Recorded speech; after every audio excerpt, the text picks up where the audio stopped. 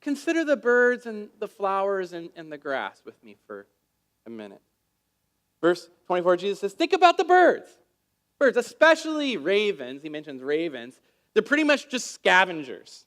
They pick off whatever they can find for food, whether it's seed or grain or some dead animal or bug or worms, whatever. They just bits of this and bits of that. That's how birds eat. They don't store it up at all. They don't collect it and keep it for later. They don't plan for it. Just when they get hungry, they go hunting and they find food. God made the earth in such a way that when birds get hungry, normally they can find food. God provides for them. So considering the birds, Jesus says, hey, verse 20, God feeds the birds, God feeds them, and how much more value are you than they? You're of more value. Now, I know that in our culture, we like to take human traits and personalities and kind of project them onto animals and imagine the animals are humans and feel and think like humans and pretend they're humans, but they're not.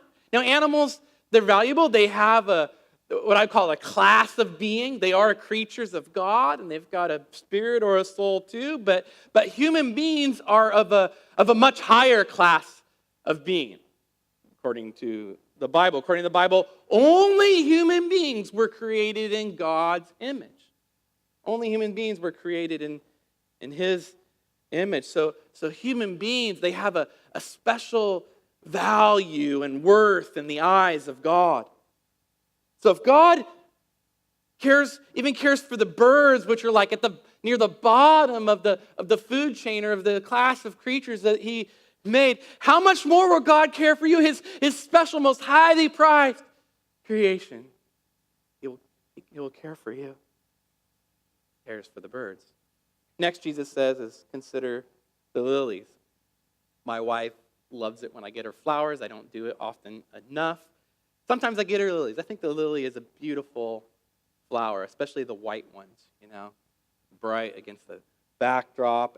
I mean, they look like a star to me. You got the irises coming out in the middle, so pretty. They smell good. I mean, just amazing what God has created, the beauty and the symmetrical design and just what God has done with something simple like a flower. Jesus says, lilies, they just grow like that. That's just how they come out all the time. God just made them that way. Nobody does anything to a lily to make them look that good. Unlike clothes that you have to make with cotton or fur that's sewn and stitched together, not with lilies. And Jesus says their clothing is beautiful, even more beautiful than Solomon looked in all his glory and splendor. A single lily far surpasses the beauty that we can accumulate for ourselves or put on ourselves with clothes. Solomon, he was the wealthiest king in the Bible's history. Whatever he wanted, he had it. I mean, pretty fancy clothes for sure. Some real like Dolce & Gabbana, Gucci stuff, I'm sure. Like that was Solomon.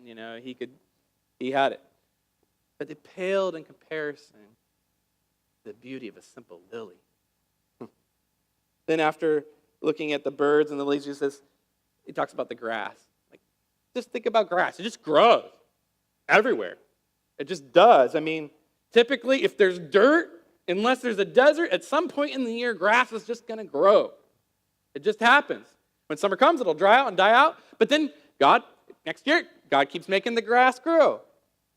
God keeps keeping the grass grow. How much more will He keep you? Keep growing you.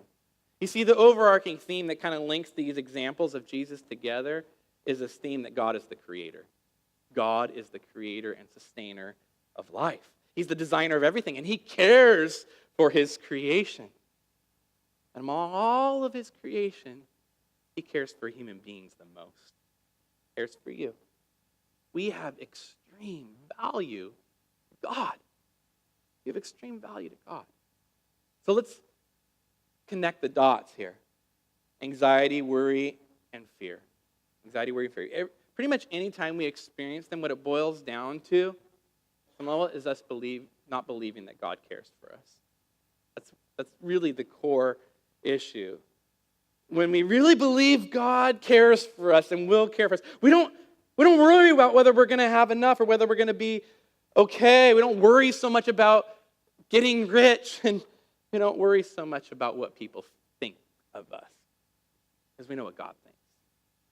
To cope with anxiety, worry, and fear, you've got a few options. You can take pills.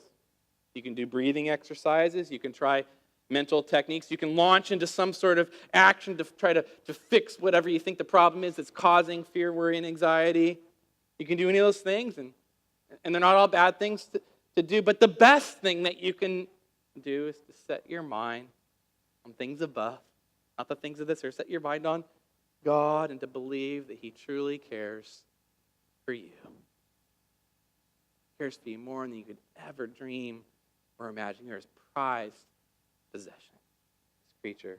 It's not bad to like food and clothes and to work hard to provide, but we can't make all of our lives about that thing, because it'll cost us our soul. We'll lose our soul. And what our souls need most is God. We need God. God cares for you. He's got you.